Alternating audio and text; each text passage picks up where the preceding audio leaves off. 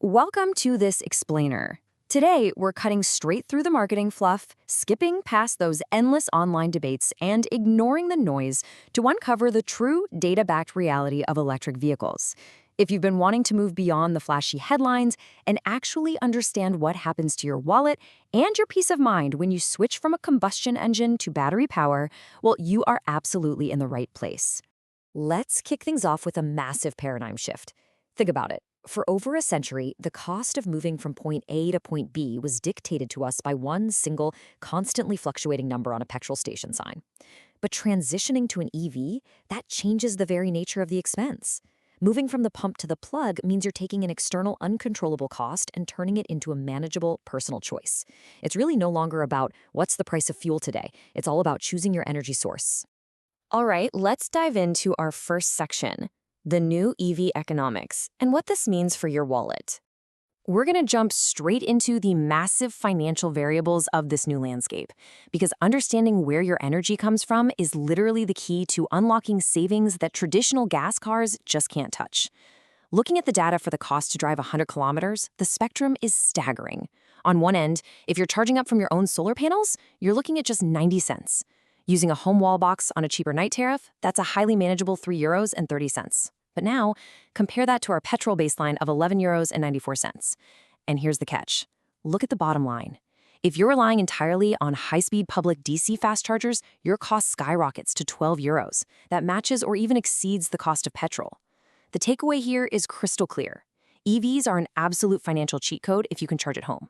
But they can become a serious, costly trap if you depend entirely on public highway infrastructure. So where is the financial sweet spot for an EV owner? Well, to offset that higher initial sticker price, you have to look at the amortization threshold. The data shows you really need to be driving a minimum of 12,000 to 15,000 kilometers a year, primarily using that cheap home or solar charging we just talked about. But wait. Don't forget the hidden administrative perks. We're talking about a 20 to 30% discount on auto insurance. And depending on where you live, you might even get a total exemption from the ownership tax, like the BOLO. Stack all of these together and your monthly carrying cost actually drops dramatically. Moving right along to Section 2, the reliability reality check. Let's talk about your peace of mind. Okay, so the wallet math makes sense under the right conditions, but what happens when we go from the driveway to the mechanic's workshop? Let's explore the engineering paradoxes that dictate long-term ownership. The core driver of an EV's reliability comes down to something we can call the anatomy of less. Think about traditional internal combustion engines. They require incredibly complex, high-stress components just to function. Friction-based clutches, timing belts that can snap, multi-phase gearboxes, the constant degradation of engine oil. It's a lot.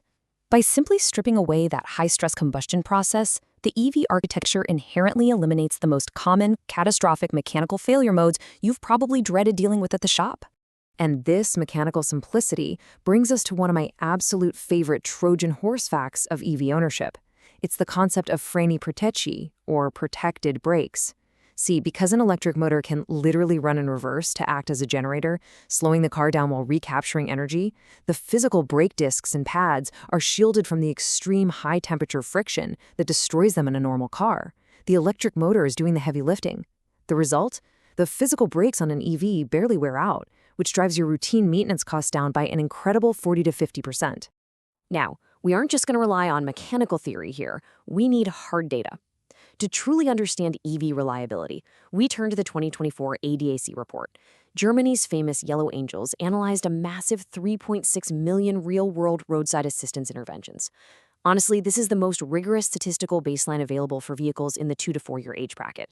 And the results of that massive study? They're definitive. Internal combustion vehicles suffered 9.4 breakdowns per 1,000 vehicles. Electric vehicles? Only 3.8. The math doesn't lie. EVs are 2.5 times less likely to suffer a critical mission failure than thermal cars of the exact same age. Having fewer moving parts quite literally translates into superior uptime on the road. Which brings us to Section 3, and frankly, the most fascinating twist in this whole story, the 12-volt battery paradox. You see, as with all great technological leaps, there's always a catch. While those massive high-voltage propulsion systems are incredibly robust, the most advanced 800-volt vehicles in the world are currently being brought to their knees by, well, completely ancient technology. Even with massive traction battery packs powering the wheels, over half, 50.5% to exact, of all EV breakdowns are caused by the failure of a tiny 19th century lead-acid surface battery. It's the exact same battery architecture used in gas cars, and right now it remains the absolute Achilles heel of the modern electric vehicle. So why on earth does this happen? Well, think of your EV like a smartphone that's desperately, constantly searching for a Wi-Fi signal. Modern EVs exist in this state of permanent expectancy. Even when the car is parked and turned off, there are continuous electronic wake-ups, triggered by your smartphone apps or over-the-air updates that keep the vehicle's computers drawing power. This connectivity tax slowly but surely drains that small 12-volt battery. And here is the kicker. If that tiny 12-volt battery dies, the car physically cannot close the electrical contactors to access the massive propulsion battery. Your incredibly advanced, expensive vehicle is effectively bricked by a dead flashlight battery. Crazy, right? All right, let's move into our final section, engineering maturity and city cars. Here's the thing. While the fundamental EV architecture of fewer moving parts is absolutely sound, the specific engineering maturity of the manufacturer completely dictates how well these electronic stressors are handled in the real world. Not all EVs are engineered equally. The ADAC data starkly contrasts the Tesla Model 3 against the Hyundai Ioniq 5. The Tesla, which represents a highly mature, native electric architecture, boasts an incredibly low 0.5 failures per 1,000 vehicles. On the flip side, the Hyundai Ioniq 5 struggled with 22.4 failures per 1,000. Why such a gap? Well, the Hyundai was largely vulnerable to a specific defect in its Integrated Charging Control Unit, or ICCU. This just goes to show the profound danger of a single point of failure in power electronics. A beautifully simple electric motor means nothing if the power management software and hardware aren't mature yet. And these engineering hurdles also scale right down to more affordable, entry-level city cars like the Panda Electrica or the BYD Dolphin. Now, you get some amazing benefits with these, like LFP battery chemistry, which is super stable and highly resistant to daily charging wear.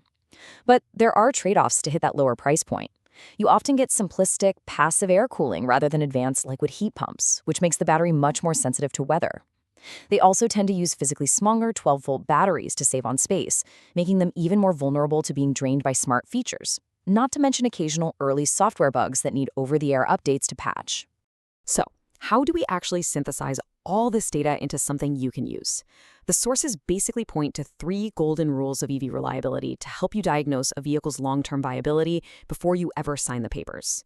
First up, mechanical elimination. Ensure it's a native EV platform that truly ditches all those legacy mechanical parts. Second, active 12V management. Does the car have a system to actively top up that vulnerable 12-volt battery from the main pack while it's parked? And third, thermal and chemical maturity. You really want to look for stable LFP chemistries paired with active thermal management if you want maximum durability over the years. Which leaves us with one final provocative thought to chew on. Armed with the real data on home charging economics, the beautiful elimination of mechanical friction, and the quirky paradox of the 12-volt battery, you now have the tools to look right past the marketing fluff. The technology is undeniably superior in its simplicity, but it does require a mature approach to both the vehicle's engineering and your own daily charging habits. So what's it going to be? Will your next journey be driven by the explosions of combustion or the silent efficiency of chemistry?